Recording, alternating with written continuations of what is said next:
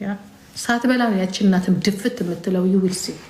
ይውልሲ የሰራላትን ቤት ዘርፈ የሰራህላትን ቤት የልጅ እናትን አሳቅ የሰራላትን እዛው ቤት ነው ተቀብራ የምታገኛት። እናትህ ሞታ ተደውሎልህ እናትህ አርፋለች ድረስ ካልተባልክ ልጅ አይደለሁኝ ታያለህ።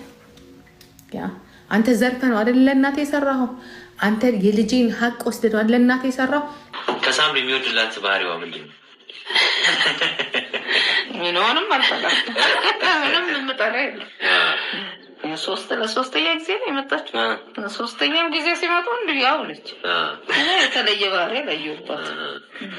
የጂጂ ኪያ ልጅ የሆንሽው ሳምሪ ብዙዎቻችን እንወድሻለን እናከብርሻለን። ከፋኒ ጋር የነበራችሁበት የፍቅር ጊዜ አልቆ መጣላታችሁ ተሰምቶ አንዱ ላንዱ ደጋፊ ነቃፊ በሆነበት ጊዜ እኛ አሁን ድረስ የሚሰማን ሁለቱም አብረው የኖሩ ናቸው። በመካከላቸው ምን እንዳጋጠመ አናቅም፣ ሳይድ ይዘን አንደግፍም ነው። ነገር ግን አሁን በሚደርሱን መረጃዎች ሳምሪ እየደረሱሽ ያሉት ወሳኝ ማስጠንቀቂያዎች አሉ። እባክሽ ይህ መልእክት የምትሰሚ ከሆነ እናትሽ ጂጂ ኪያን ብትመክሪያት ልታስ ቆሚያት የሚገባ አቤት ነጥብ ነው። መረጃውን ልናሰማሽ የመጣ ነው። በቪዲዮ መግቢያ የተጠቀምነውን ብዙዎቻችሁም የተመለከታችሁትን የእናቷ የጂጂ ኪያ ከባድ የሆነ ንግግር እኛም በዩቲዩባችን ላይ መጫን አልፈለግንም ነበር።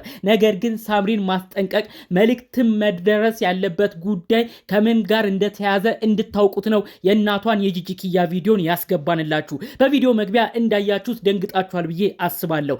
አሁን ጉዳዩ ሁሉ ወደ ሌላ ነገርም እየተሸጋገረ ይመስላል። ከመሆኑ ባሉት ቃለ መጠይቆች ሳምሪና እናቷ ጂጂ ኪያን ተመልክተን ነበር። ታዲያ ትናንት በተለቀቀ ቪዲዮ ደግሞ ፋኑኤል በድጋሜ ለመጨረሻ ጊዜ መልሴ ነው ብሎ የተለያዩ መልስ ምቶችን ሰጥቷል። አቤቶቹም የእናቱን ቤት በተመለከተ ነበር። የእናቴን ቤት ማንም እንደሚያወራው እናትና ልጅ እንደሚናገሩት በእኛ ገንዘብ በሳምሪ ገንዘብ የተሰራ አይደለም። እናቴ የራሷን ሀብትም አውጥታበታለች። እንዲሁም በማስታወቂያ ስራም ያን ቪዲዮ ተለቆ ለእናታችን ቤት አሰራም ብለን ለቀንም ብዙ ገቢ አግኝተናል።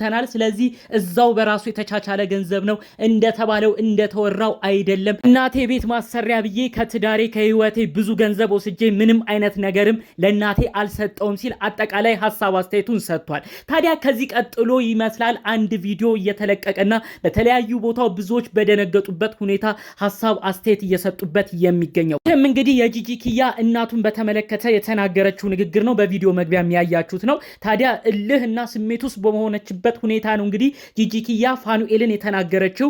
ለእናት አንድ ነገር ሆናለች ተብለህ በስልክ ተደውሎልክ ብርር ብለህ እንድትሄድ ሁን እያለች ከባባር ነገሮች ስትናገር የነበረው ያ ቤት የተሰራው በልጄ ገንዘብ ነው፣ በልጄ ሀብት ነው። ያቺ እናት ያንን ቤት ሳትኖርበት እንግዲህ እስከ ወዲያኛው ትሂድ አይነት በሚመስል ንግግር እጅግ ከባድ በሆነ ቃላቶችም ነው የፋኑኤልን እናት ስትናገር የነበረው። ታዲያ ይህንን አስመልክቶ ደግሞ በውስጥ የደረሱ ወሳኝ ነጥቦች አሉ።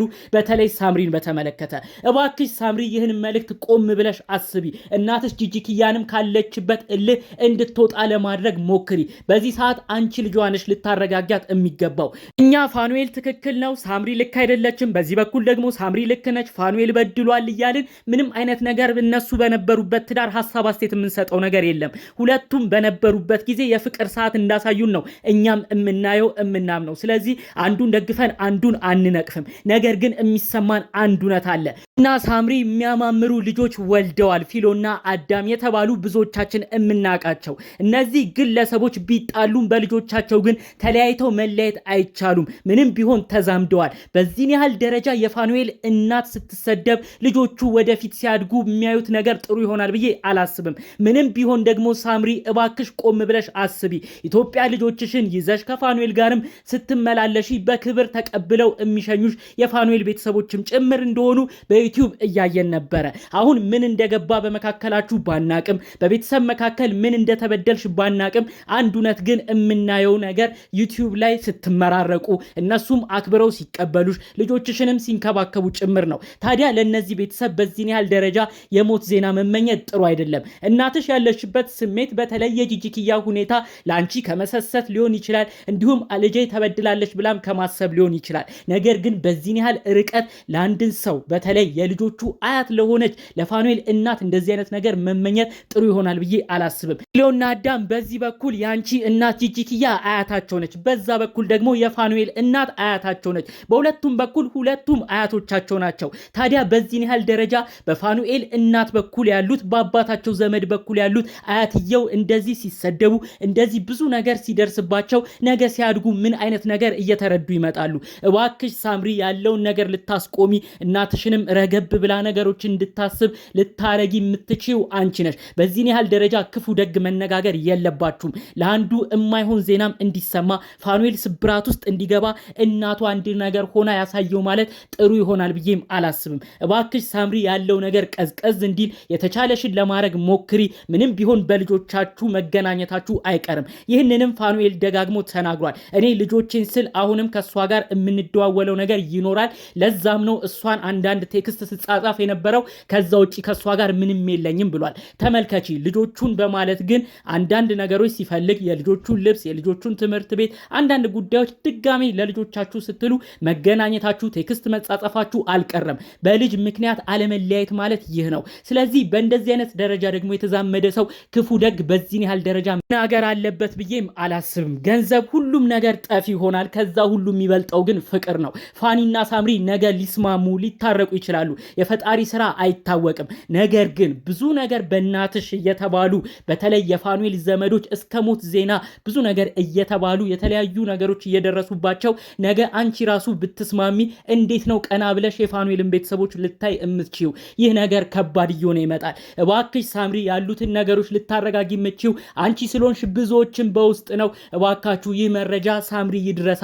ያሉት ነገሮች እንዲረግቡም የተቻላትን ታድርግ። ምንም ቢሆን የልጆቿ አያት ነው እየተሰደቡ የሚገኙት። በዚህን ያህል ደረጃ ጠላት መሆን አያስፈልግም እያለ ነው ብዙ ሰው ወቀሳውን። በተለይ አንቺ ነገሮቹን ትኩረት በመውሰድ እናትሽን እንደዚህ ወጣ ያሉ ንግግሮች እንዳትናገር እንድትረግብ እንድታረጋጊያት መልእክት ታድርስ እየተባለ ብዙዎች እንግዲህ በውስጥ ሲናገሩ ነው የነበረው ማለት ነው።